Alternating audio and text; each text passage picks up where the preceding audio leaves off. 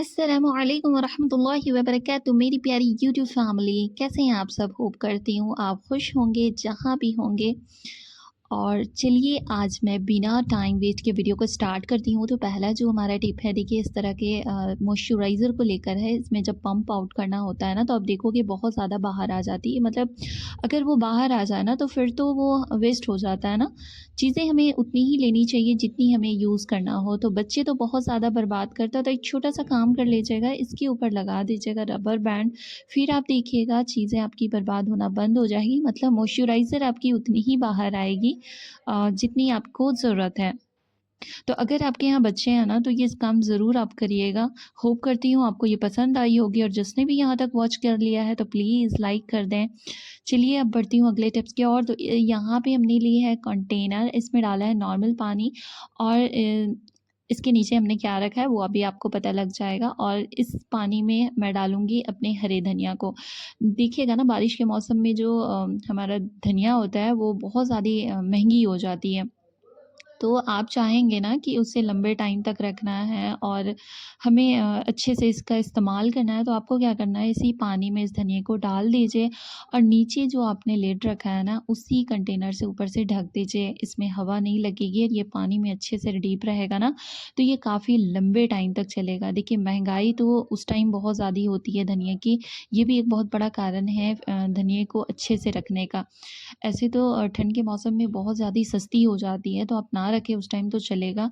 लेकिन अगर आप पैसों की कदर जानते हो तो आप ठंडा गर्मी मौसम ठंडा बिल्कुल मत देखिएगा। आप चीज़ों का एहतियात करिएगा, मतलब उसका इस्तेमाल आप अच्छे से करिएगा। जितना पैसा लगाए उतना इस्तेमाल करिए। तो चलिए अब बढ़ती हूँ अगले टिप्स की ओर। तो यहाँ पे मैंने एक बड़ा-सा बाउल ले लिया है। यहाँ पे मैं डाल दूँगी गर्म पानी। गर्म पानी डालिएगा, ये आपके किचन में बहुत ही ज़्यादा काम आएगी दोस्तों। तो आपको क्या करना है, इसमें डाल देना लहसुन। लहसुन छीलना बहुत ज़्यादा परेशानी वाली बात होती है हमारे लिए, क्योंकि देखिए ये छोटा-छोटा बहुत बारीक वाला काम होता है। तो आप चाहते हैं ना कि झटपट करें, मतलब घंटों के काम आप मिनटों में कैसे निपटाएँ, तो यही काम आपको कर लेना है। और फिर आप इसे देखिएगा कि जो आप 2 घंटे 3 घंटे लगा रहे थे, बहुत ही कम टाइम पे आप इसे इसके छिलटे को उतार सकते हैं। इंडियन में तो स्पाइसी खाना काफ़ी ज़्यादा पसंद किया जाता है, तो मुझे नहीं लगता कि कोई ऐसा घर होगा जहाँ पे लहसुन अदरक नहीं खाया जाता होगा। तो चलिए जल्दी-जल्दी से आप इसी तरीके से आप अपने लहसुन को छीलिए। ऐसा नहीं कहती कि आप मेरे पे यकीन करिए, आप इसे ट्राई करिए, फिर आप मेरे पे यकीन करिए। तो चलिए आज के बाद अपनी फैमिली को क्वालिटी टाइम दे पाएँगे, क्योंकि आप लेसन को अगर 2-3 घंटे दे देते हैं, उसके बदले में मैं आपको 10 मिनट में छीलना बता रही हूँ, तो बाकी टाइम आप अपनी फैमिली को दीजिए। है ना मज़ेदार की टिप? चलिए अब बढ़ती हूँ अगले टिप्स की ओर। ये हमारे पास बाइंडिंग क्लिप, इस क्लिप का ऐसे तो बहुत सारे यूज़ेज़ हैं, अभी मैं अलग यूज़ आपको बताऊँगी। तो चलिए कैसे, यहाँ पे मैंने ली है ग्लू गन, और इससे मैं इसमें ग्लू लगाऊँगी ताकि मैं इसमें जो लगाना चाहती हूँ वो बहुत ही आसानी से लग जाए। तो यहाँ पे हमने लिए वुडन स्टिक, और वुडन स्टिक को ये दोनों साइड से मैं लगा दूँगी। ये आपके किचन में बहुत ही ज़्यादा काम आएगी दोस्तों। तो पूरी देखिएगा वीडियो को, कहीं से भी स्किप मत करिएगा। और ये देखिए हमने लगा दिया है, और लगाने के बाद आप इसका यूज़ करिएगा अपने किचन में। जैसे इस तरह के जो पैकेट्स होते हैं ना, चाहे वो सूजी हो, बेसन हो, मैदा हो, कुछ भी हो, और सारी चीज़ें हम कंटेनर पे नहीं रख सकते या फिर रखना नहीं चाहते, तो आपको क्या करना है, बस इसी तरीके से रखिएगा चीज़ों को। इसमें हवा पास नहीं होगी, ये बिल्कुल ख़राब नहीं होगी। है ना मज़ेदार की टिप? तो चलिए अब मैं बढ़ती हूँ अगले टिप्स की ओर। तो देखिए हमारे पास ना इस तरह के ब्रश होते हैं, जब आपके ब्रश पुराने हो जाए तो उसे आप फेंक देते हो ना, फेंकने की ज़रूरत नहीं है आपको। अच्छे से पहले वॉश कीजिए। वॉश करने के बाद आपको क्या करना है, एक सीज़र ले लीजिए और इसे साइड्स कट कर दीजिए। साइड्स इसलिए कट करना है क्योंकि जब आप देखोगे ना, आपकी ब्रश पुरानी हो जाती है ना, तो उसके जो ब्रिसल्स होते हैं काफ़ी ज़्यादा सॉफ्ट हो जाते हैं। तो उस सॉफ्टनेस को हटाने के लिए, उस सॉफ्ट पार्ट को हटाने के लिए आपको कट करना होगा। फिर नीचे एक हार्ड नहीं, उसी में से आधा हार्ड पार्ट होता है, जो आप अपनी क्लीनिंग में इसका यूज़ कर सकते हैं। तो चलिए मैंने कट कर दिया है, अब कहाँ यूज़ करना है वो मैं आपको बताती हूँ। आपको अपने फ्रिज में जो रबर लगी होती है ना, वहाँ पे आप इसकी क्लीनिंग करिएगा। बहुत ही ज़बरदस्त क्लीनिंग होती है, क्योंकि यहाँ पे आप फिंगर से बिल्कुल सफाई नहीं कर सकते हैं। तो मैं तो ऐसे ही करती हूँ, आप सब कैसे करते हो? अगर आपको नहीं पता था तो ज़रूर आप इसे ट्राई करके देखिएगा। होप करती हूँ आपको ये भी पसंद आएगी और कहीं न कहीं आप इसका इस्तेमाल करेंगे। छोटी-सी है लेकिन बहुत ज़्यादा काम की है।